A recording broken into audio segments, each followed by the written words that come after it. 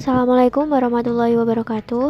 Perkenalkan kami dari kelompok 5 yang beranggotakan Fitri Aulia Dinda, Oktavia Hidayatul Ilma, Saktia Utami Ayudianti. Pengaruh perbedaan salinitas atau kadar garam terhadap pertumbuhan tanaman kacang hijau. Faktor yang sangat menentukan keberhasilan tumbuh tanaman adalah kondisi tanah atau lahan yang digunakan. Semakin baik kondisi tanah atau subur, maka pertumbuhan tanaman akan meningkat.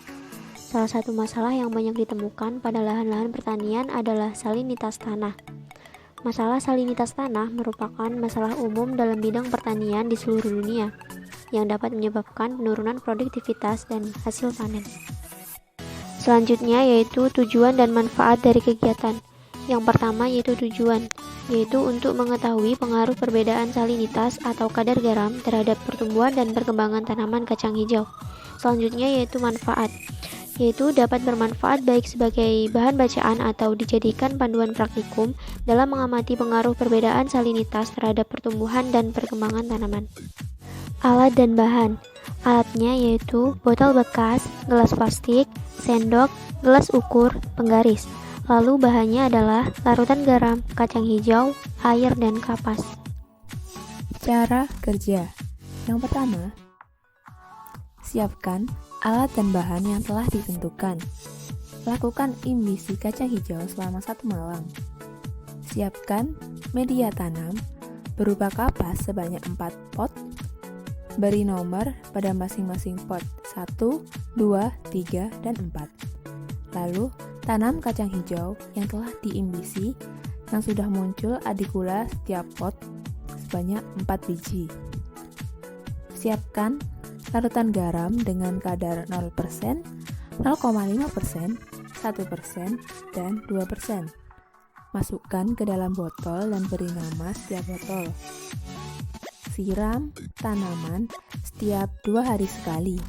Pot 1 dengan kadar garam 0%, pot 2 dengan kadar 0,5%, pot 3 dengan kadar 1%, dan pot 4 dengan kadar 2%. Selanjutnya, amati pertumbuhan tanaman setiap hari dan catat perubahannya. Hasil pengamatan. Hari pertama, tanaman 1 0,5 cm, tanaman 2 0,3 cm, tanaman 3 0,6 cm, tanaman 4 belum terjadi pertumbuhan. Pada hari yang kedua, tinggi tanaman nomor 1 1,2 cm, tanaman 2 0,9 cm, tanaman 3 1,3 cm, tanaman 4 belum terjadi pertumbuhan. Pada hari yang ketiga, tanaman 1 1,8 cm, tanaman 2 1,7 cm, tanaman 3 2,1 cm, tanaman 4 belum terjadi pertumbuhan. Pada hari yang keempat, tanaman 1 3,1 cm, tanaman 2 3,2 cm, tanaman 3 3,7 cm, tanaman 4 belum terjadi pertumbuhan.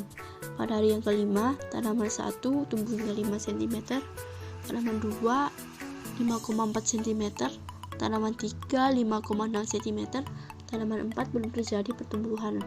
Pada hari yang keenam, tanaman 1 tumbuh hingga 6,8 cm, tanaman 2 7,2 cm, tanaman 3 7,2 cm, dan tanaman 4 belum terjadi pertumbuhan. Pada hari yang ketujuh, tanaman 1 tumbuh hingga 8,1 cm, tanaman 2 tumbuh hingga 9,5 cm, tanaman 3 9,8 cm, tanaman 4 belum terjadi pertumbuhan. Pada hari yang ke-8, tanaman 1 tumbuh hingga 9,7 cm, tanaman 2 tumbuh hingga 11,4 cm, tanaman 3 tanaman telah mati, dan tanaman 4 belum terjadi pertumbuhan. Pada hari yang ke-9, tanaman 1 tumbuh hingga 11,2 cm, tanaman 2 tumbuh hingga 11,9 cm, dan pada tanaman 4 belum terjadi pertumbuhan. Pada hari yang ke-10, tanaman 1 tumbuh hingga 12,6 cm, tanaman 2 tumbuh hingga 13,1 cm, dan tanaman 4 belum terjadi pertumbuhan. Pada hari yang ke-11, Tanaman 1 tumbuh hingga 13,5 cm, tanaman 2 14,8 cm, dan tanaman 4 masih belum terjadi pertumbuhan. Pada hari yang terakhir, pada tanaman 1 tumbuh hingga 14,6 cm, dan pada tanaman 2 16,1 cm, dan pada nomor 4 belum terjadi pertumbuhan, sehingga rata-ratanya adalah rata-rata pada nomor 1 7,3, dan pada nomor 2 rata-ratanya 7,8, dan pada nomor 3 rata-ratanya 2,5, dan pada nomor 4 karena tidak terjadi pertumbuhan maka tidak ada rata-ratanya. Kesimpulannya adalah perbedaan kadar garam berpengaruh terhadap pertumbuhan tanaman, di mana tanaman dengan kadar garam yang cukup akan tumbuh lebih subur jika dibandingkan dengan tanpa kadar garam atau yang berlebihan salinitasnya sehingga tanaman cepat mati. Prosedur K3. Yang pertama, pakailah peralatan kerja seperti jas laboratorium, sarung tangan, dan pelindung yang lain dengan baik meskipun penggunaan alat-alat keselamatan menjadikan tidak nyaman. Selanjutnya, dilarang memakai perhiasan yang dapat rusak oleh bahan kimia, sepatu safety yang terbuka, sepatu licin, atau berhak tinggi. Harus menggunakan sepatu safety yang memenuhi standar. Bagi wanita juga harus menggunakan sepatu safety khusus wanita. Wanita dan pria yang memiliki rambut panjang harus diikat. Rambut panjang yang tidak terikat dapat menyebabkan kecelakaan karena dapat tersangkut pada alat yang berputar. Menjaga kebersihan tempat praktikum. Menghindari penggunaan alat-alat elektronik seperti handphone dan lainnya. Dilarang membawa makanan dan minuman dalam laboratorium. Yang terakhir, selalu berhati-hati saat melakukan kegiatan apapun di dalam laboratorium.